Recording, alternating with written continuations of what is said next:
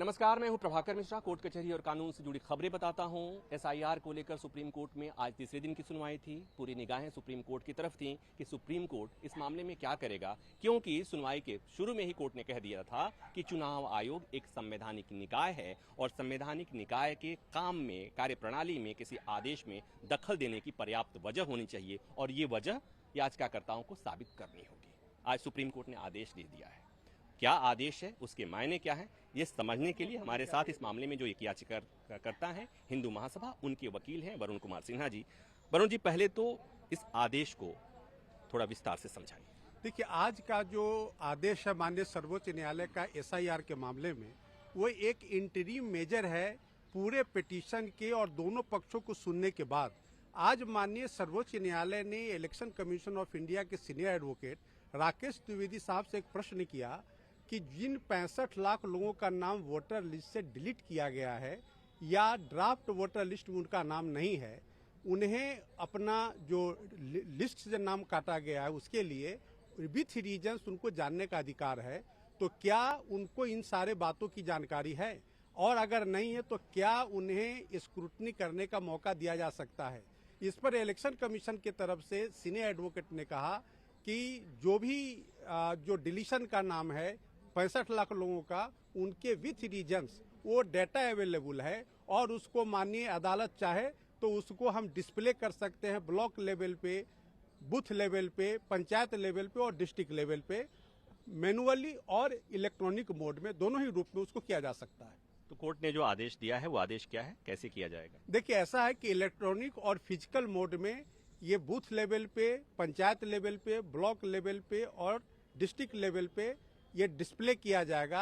Electronic mode में newspapers के माध्यम से, प्रिंट मीडिया के माध्यम से, सोशल मीडिया में इसको और डाटा जो है उसको जो वेबसाइट है इलेक्शन कमीशन की इस तीनों लेवल पे, वहां इसको डिस्प्ले किया जाएगा। और बूथ लेवल पे, पंचायत लेवल पे, डिस्ट्रिक्ट फिजिकल फॉर्म में भी ये सारा कुछ रखा जाएगा, ताकि जिनका नाम इलेक्टोरल रोल से डिलीट कर दिया गया है वो उसको स्क्रूटनाइज कर सके, रीजन जान सके और लगे उन्हें कि उन्हें कानून के हिसाब से कदम उठाना चाहिए तो प्रक्रिया अपना सकते हैं। और इस बात की ये ऐसी कोई सूची पब्लिश की जा रही है, वेबसाइट पे डाली जा रही है, इस बात की जानकारी, इस सूचना सबके पास हो, इसके लिए अखबारों में, टीवी चैनल्स के माध्यम से, सोशल मीडिया के माध्यम से सबके पास ये खबर पहुंच जाए, ऐसा सुप्रीम कोर्ट ने निर्देश दिया है। इसके अलावा जो आधार कार्ड को लेकर कोर्ट ने कुछ निर्देश दिया, उसमें क्या है? देखिए, ऐसा है कि जब जून महीने में पहली सुनवाई इस पूरे मामले की हो रही थी, उसी वक्त इंटरिम ऑर्डर के माध्यम से जो 11 डॉक्यूमेंट्स फॉर्म 6 में थे, उसके अलावा आधार कार्ड को भी कंसीडर करने का आदेश माननीय सर्वोच्च न्यायालय ने दिया था। आज उसी आदेश की पुनरावृत्ति, चूंकि याचिकाकर्ता के जितने भी वकील थे उनका कहना था कि आधार को कंसीडर नहीं किया जा रहा है, तो उसी आदेश की पुनरावृत्ति रीआइटरेट किया गया आज के आदेश में कि इलेक्शन कमीशन आधार को भी कंसीडर करे। मेरी समझ में पिछला वाला सुझाव था, इस बार आदेश है, इस बार करना पड़ेगा, लेकिन ये केवल 65 लाख लोगों के मामले में। तो 22 तारीख को फिर सुनवाई होगी। सुप्रीम कोर्ट ने कहा कि अगर किसी को कोई डाउट है, कोई शंका है, तो हम आपके सब शंका का समाधान करेंगे, हम यूं ही नहीं मामले को जाने देंगे। तो आज मुझे लगता है कि सुप्रीम कोर्ट से विवाद खत्म हो गया है। तो हमसे बात करने के लिए आपका धन्यवाद। इस बीच जब सुप्रीम कोर्ट में सुनवाई चल रही थी तो कुछ और भी रोचक हुआ। कल की सुनवाई के दौरान बिहार की ऐसी तस्वीर पेश की गई कि बिहार खत्म है, बिहार में लोगों के पास कुछ नहीं है, न कोई दस्तावेज है, न कोई सर्टिफिकेट है, न कोई पासपोर्ट है, न जमीन जायदाद है। और तब भी कल सुनवाई के दौरान जस्टिस सूर्यकांत ने कहा था कि बिहार की ऐसी तस्वीर मत पेश कीजिए। बिहार आज भी भारतीय प्रशासनिक सेवा में बिहार के अधिकांश लोग, उनका अनुपात बहुत ज़्यादा है। आज जब चुनाव आयोग के वकील, वरिष्ठ वकील राकेश द्विवेदी जब अपने दलीलों की शुरुआत की तो उन्होंने यही बात कही कि एक इस तरह की बिहार की छवि बनाने की कोशिश की गई कि मानो बिहार में आज भी डार्क एज है, वहाँ कुछ नहीं है, कोई कार्ड नहीं है, कोई दस्तावेज नहीं है, जबकि ऐसा है नहीं। राकेश द्विवेदी ने कहा कि ऐसा है नहीं, बिहार बौद्धिक लोगों का देश, राज्य है। देश के पहले प्रधानमंत्री बिहार से थे। तब सुनवाई करने वाले बेंच के दूसरे जज जस्टिस बागची ने कहा कि हाँ,